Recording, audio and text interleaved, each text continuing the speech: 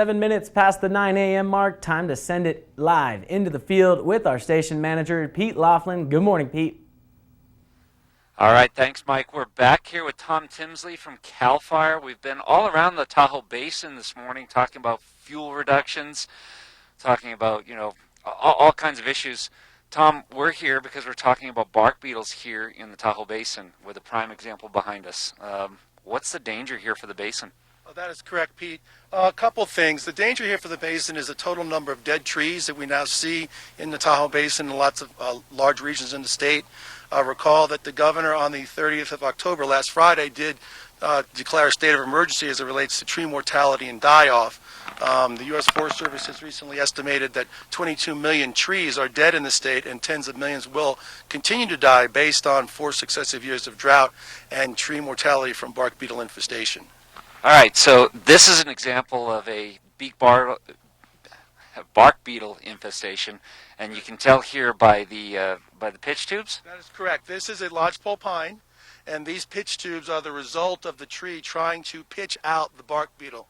The bark beetle species here that we're talking about is Dendroctonus ponderosa. It's mountain pine beetle, which is fairly common here in the basin at this elevation.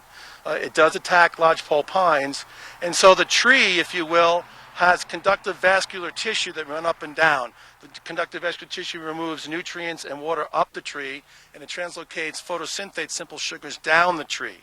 So the beetles will bore into the bark, between the bark and the cambium of this tree, to reproduce. And so if there's a lot of pitch flow, sap flow in the tree, the tree is able to pitch those beetles out, and that's the result of what we see here. These little, what we call wads of bubble gum or pitch tubes, is the tree's attempt to pitch out the beetle. Every one of these is an entry point of the beetle into the tree. And so what essentially kills the tree is the number of beetles that have attacked this tree girdle those conductive vascular tissues. If you can imagine the bole or the trunk of this tree being surrounded by a series of straws that translocate water and nutrients up again and photosynthate down, the beetles cut all of those straws, hence girdling the tree, and it succumbs, and then hence the tree dies. All right, so we're in the middle of a drought. Yes. 4 years of less than average rainfall. Yes. How does that affect the tree's ability to fight off these beetles? Well, again, because we're in our 4 successive years of drought, that coupled with overstand stock conditions, the trees are predisposed in a weak condition to attack. Beetles are opportunistic in nature, so they sense that, and then they will attack those trees. So obviously a dead tree here becomes a fire danger? That is correct. Our concern from CAL FIRE's perspective is twofold. One is that the sheer number, 22 million, again, dead trees in large regions of the state, are a fire hazard for us. This is literally fuel, okay, that we may have to contend with in a wildfire situation. The other concern, of course, is one of safety.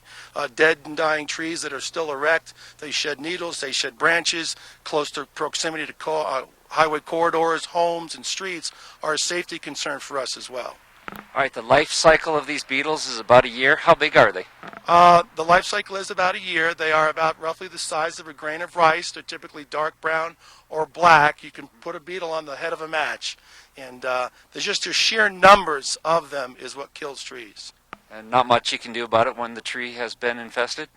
No, that is correct. Once the tree has been infested, unless the tree is successful in pitching the beetles out, which is not the case because of drought now, the tree is essentially dead. We have a saying that says the tree is dead and it doesn't know it. Okay, in many cases, the tree's foliage may still be green, but given the sheer number of beetles that have infested the tree, it will succumb and die.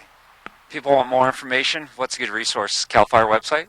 CALFIRE website, we have an excellent source of information called prepareforbarkbeetles.org.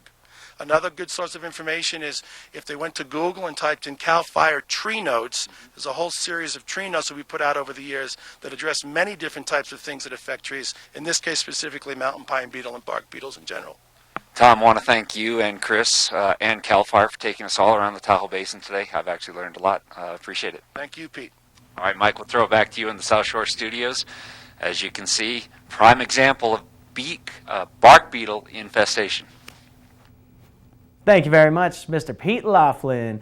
Now let's check in at our Truckee studio with our news director, Robert G. Scott.